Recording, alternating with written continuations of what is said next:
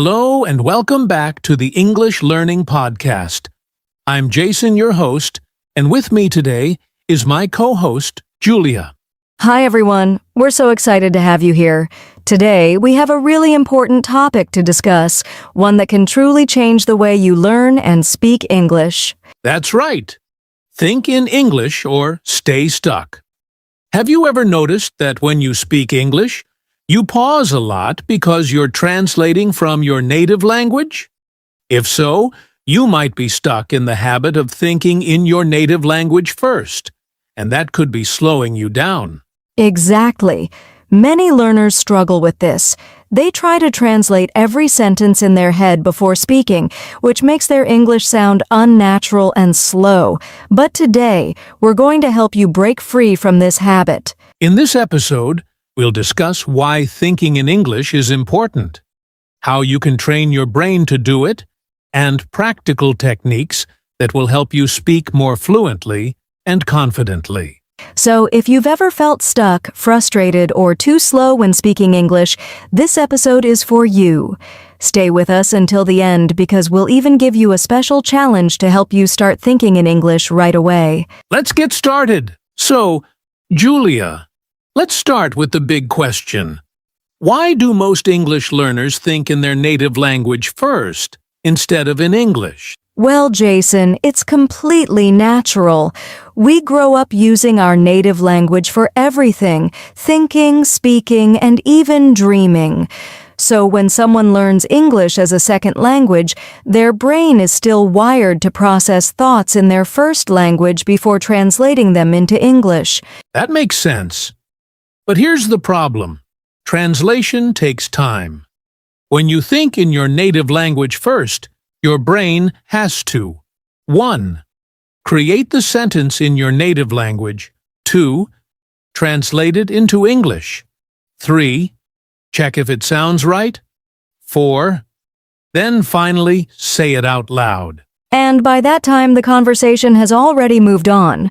That's why so many learners feel slow, nervous, or even stuck when speaking English. Exactly. But when you think directly in English, you can respond faster, more naturally, and with more confidence. Imagine having a conversation where you don't have to stop and translate. You just speak. That's fluency. And not just fluency, it also helps with pronunciation and word choice.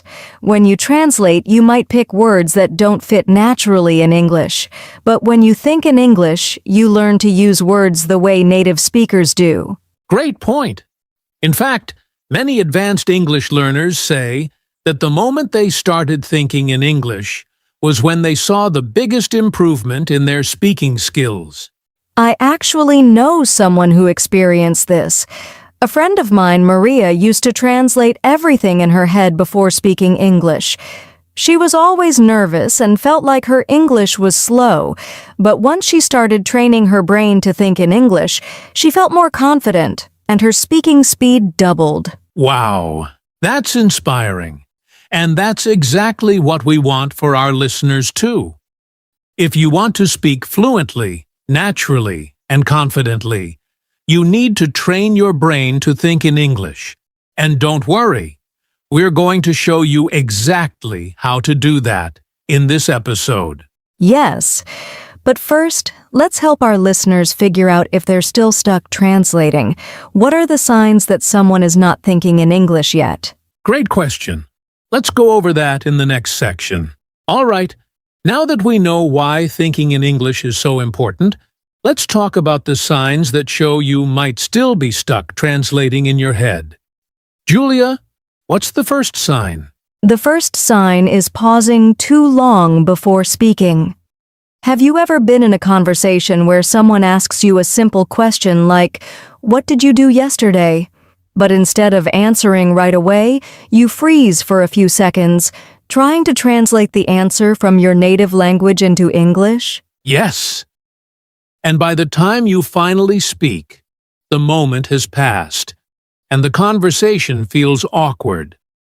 This is a big clue that your brain is still thinking in your first language first. Exactly. And that brings us to the second sign. You struggle to form sentences quickly. Even if you know a lot of English words, your sentences still come out slowly and sometimes feel unnatural. That's because your brain is working in two steps. First, forming the sentence in your native language, then translating it into English. Instead of speaking freely, you're doing extra mental work. Right. And here's another sign. You often feel nervous or frustrated when speaking. If you constantly worry about whether your sentence is correct, it might be because you're trying to match it exactly with the sentence in your native language. Yes, but languages don't always translate perfectly. A sentence that makes sense in your first language might sound strange in English. And this can make people lose confidence in their speaking skills. That's so true. And the fourth sign, you choose unnatural words because you're translating directly from your native language. Have you ever heard someone say something in English that sounds a little strange, even though the words are technically correct? Oh, yes. Like when someone says, "Open the light," instead of "turn on the light." That's a direct translation from some languages. Exactly. This happens when people translate word for word instead of thinking in English and using the phrases that native speakers actually say. Great examples. So, if you find yourself pausing too much, struggling to form sentences, feeling nervous, or using unnatural words, chances are you're still stuck translating. But don't worry, we're going to help you fix this. In the next part, we'll give you practical tips to start thinking in English right away. Yes!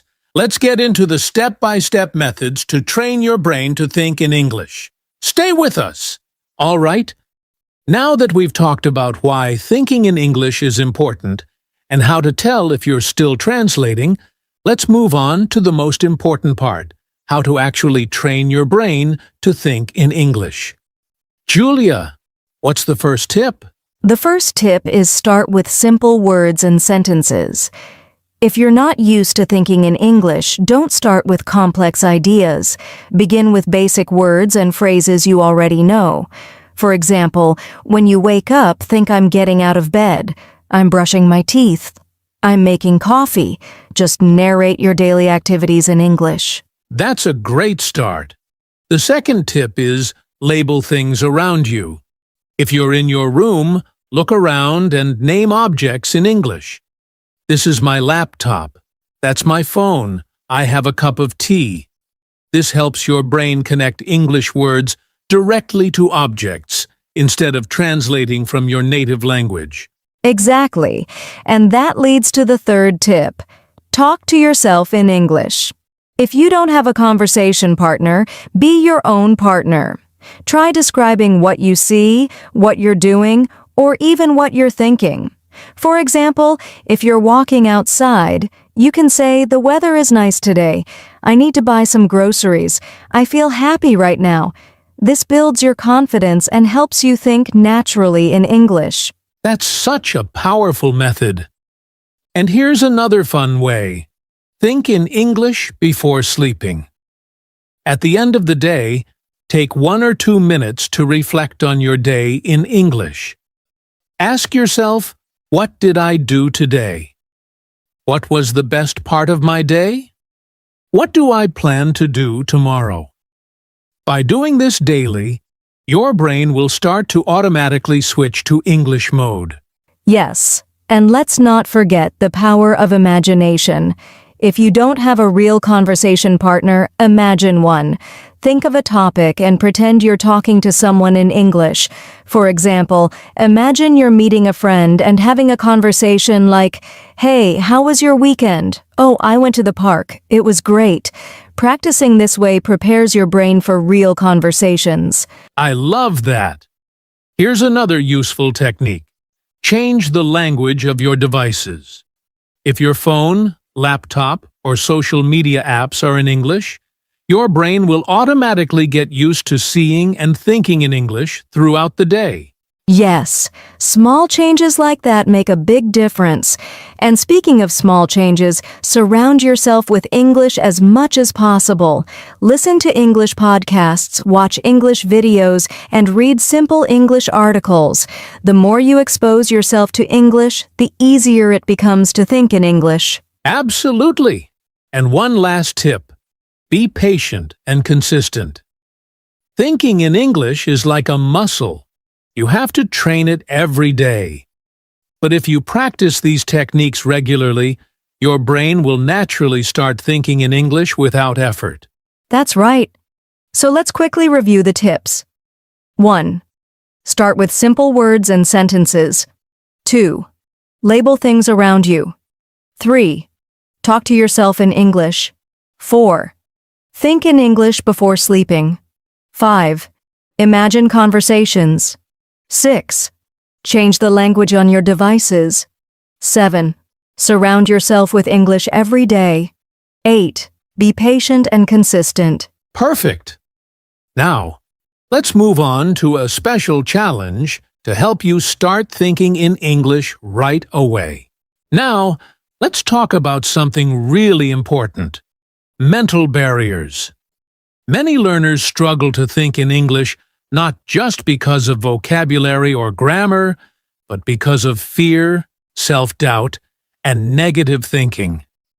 Julia, what do you think is one of the biggest mental barriers? The first one is fear of making mistakes. Many learners worry that if they think or speak in English, they will make a mistake and people will laugh at them. But here's the truth. Mistakes are part of learning. Absolutely. Every time you make a mistake, you learn something new. Even native speakers make mistakes. The key is to focus on communication, not perfection. Instead of thinking, "What if I say something wrong?" Try thinking, "How can I express my idea?" That's a great mindset shift. Another big barrier is lack of confidence. Many learners think, "My English isn't good enough," or "I'll never be fluent." But confidence comes from practice, not perfection. The more you practice thinking in English, the more natural it will feel. Yes. And here's a simple trick. Use positive self-talk. Instead of saying, "I'm bad at English," say, "I'm improving every day." Instead of, "I can't think in English," say, "I'm training my brain to think in English." Your words shape your mindset. That's so powerful. Another mental barrier is translating out of habit. Many learners have spent years translating in their heads, so their brain automatically does it.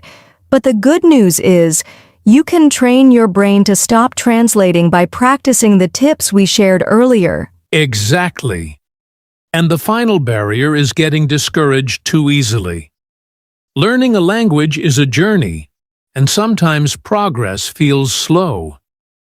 But remember, every small step counts. Even if you think in English for just 5 minutes a day, you're making progress. That's right. So to overcome mental barriers, 1. Don't fear mistakes, they help you learn. 2. Build confidence by practicing regularly. 3. Use positive self-talk to stay motivated. 4. Break the habit of translating with daily practice. 5. Be patient and trust the process. Yes, thinking in English is not about being perfect, it's about making progress. Now, let's move on to our final section, a summary and final encouragement for our listeners. All right, listeners, before we wrap up, we have a special challenge for you. If you really want to start thinking in English, you need to take action. So, Julia, what's the challenge? Here's your challenge. For the next 24 hours, try to think in English as much as possible. No translating, just simple English thoughts. And we'll break it down into 3 levels. Beginner level, name objects around you in English. For example, this is my phone. That's a cup of coffee. Intermediate level, describe your actions throughout the day. I'm walking to the store. I'm making lunch. Advanced level. Have a full conversation with yourself in English. Imagine talking to a friend about your day. That's a great way to practice.